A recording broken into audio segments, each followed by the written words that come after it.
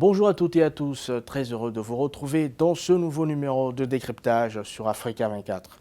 Notre invité du jour s'appelle Christian Agossa, directeur général de la Caisse régionale de refinancement hypothécaire, CRRH UEMOA, une institution qu'il dirige depuis 2010 et qui est une initiative régionale en faveur d'un meilleur financement de l'habitat dans les pays de l'UEMOA. Avec lui, nous allons parler des projets réalisés par son institution au cours des 10 dernières années, des défis et des perspectives. Monsieur Christian Agossa, vous êtes le directeur général de la Caisse régionale de refinancement hypothécaire. Quel bilan et perspectives dressez-vous depuis votre section en 2010 à la tête de cette institution?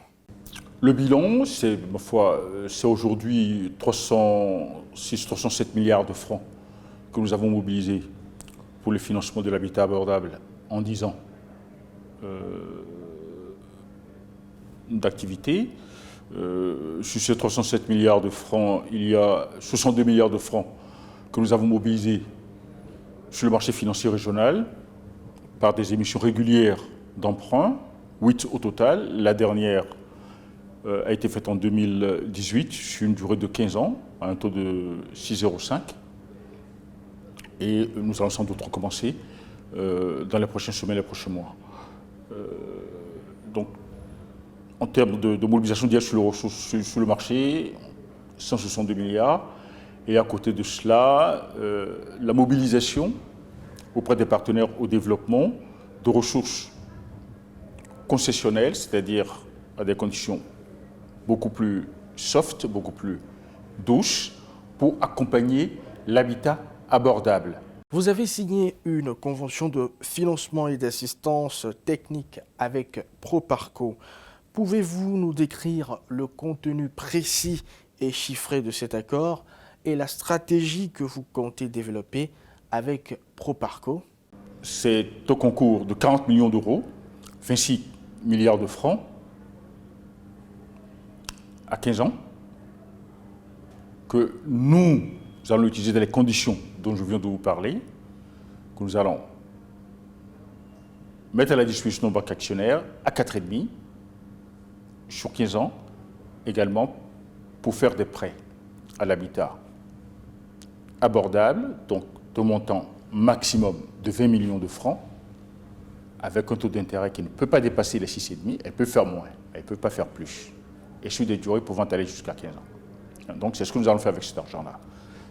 Il s'agit de renforcer notre action auprès de nos banques actionnaires sur le volet de promotion du financement du logement abordable, en leur indiquant que voilà ce que nous avions fait déjà en 2016 et en 2017, que nous continuons à faire, et que cela de l'avenir, nous allons continuer dans ce créneau-là. En 2021, vous avez mobilisé environ 306 milliards de francs CFA de ressources avec un taux de refinancement d'un montant total de 239 milliards de francs CFA. La mission de CRRH UEMOA est d'œuvrer à l'accès des populations modestes à l'habitat pour tous afin qu'elles puissent acquérir ou construire leur maison à moindre coût. Quelle stratégie adoptez-vous dans cette période d'après-crise pour atteindre cet objectif? Cette mobilisation des fonds est-elle suffisante?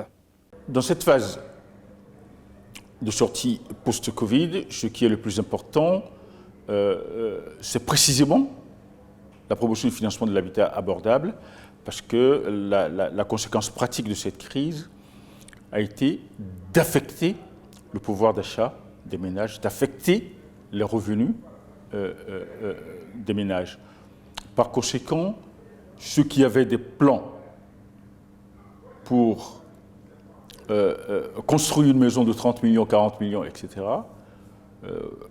vont réviser leurs plans en tenant compte des incertitudes nouvelles qui sont les leurs. Il est donc important qu'à défaut d'avoir la maison de ses rêves, on puisse avoir la maison que l'on peut pour commencer, quitte à l'améliorer, etc., comme nous savons le faire traditionnellement. Et de ce point de vue, l'accent que nous mettons sur l'habitat abordable est une priorité qui correspond aux exigences de la sortie post-Covid. Toujours en 2021, 39 banques actionnaires couvrant les 8 pays de l'UEMOA et 5 ont bénéficié de refinancement de la CRH UEMOA. Est-ce que le nouveau rapport de la Proparco va venir augmenter le spectre d'intervention de votre institution financière? La ressource Proparco nous permet de renforcer notre action, mais la ressource Proparco a une particularité. Proparco prête directement à la CRH UEMOA.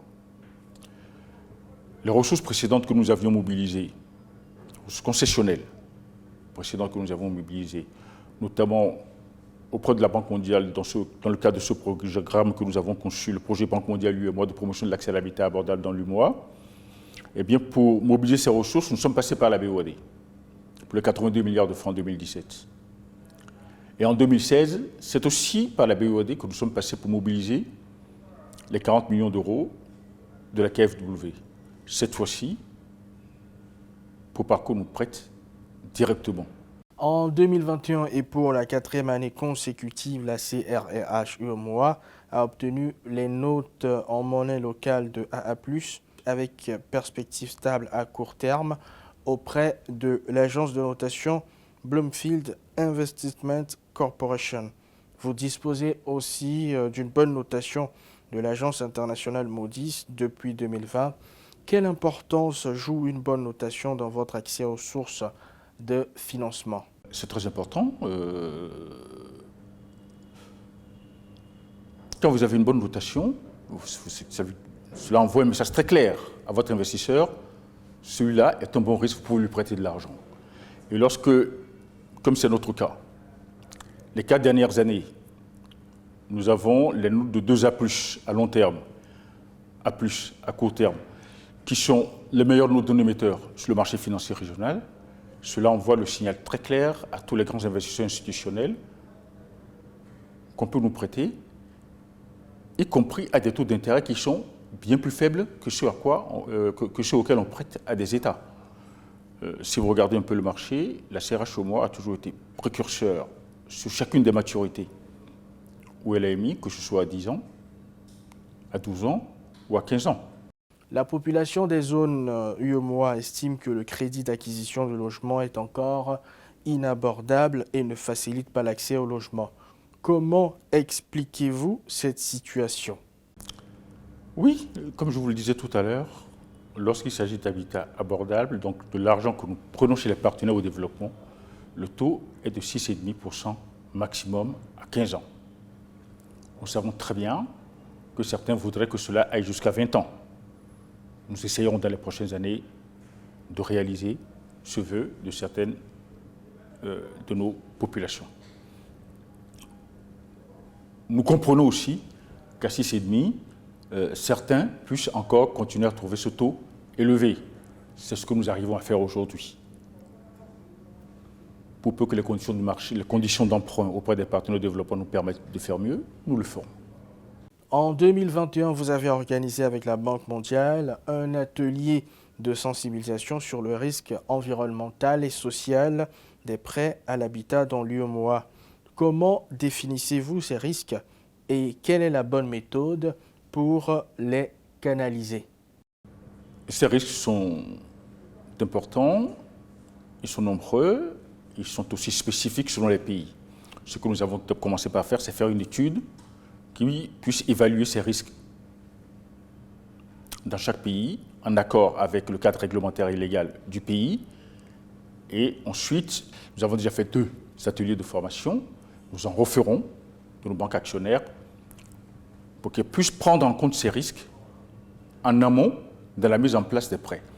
Très concrètement, il s'agit pour nous, il s'agit pour nous de faire en sorte que chaque fois que les gens veulent emprunter pour acheter une maison, ils puissent le faire en toute sécurité. La CRH UEMOA s'est impliquée comme pilier du programme des 100 000 logements au Sénégal.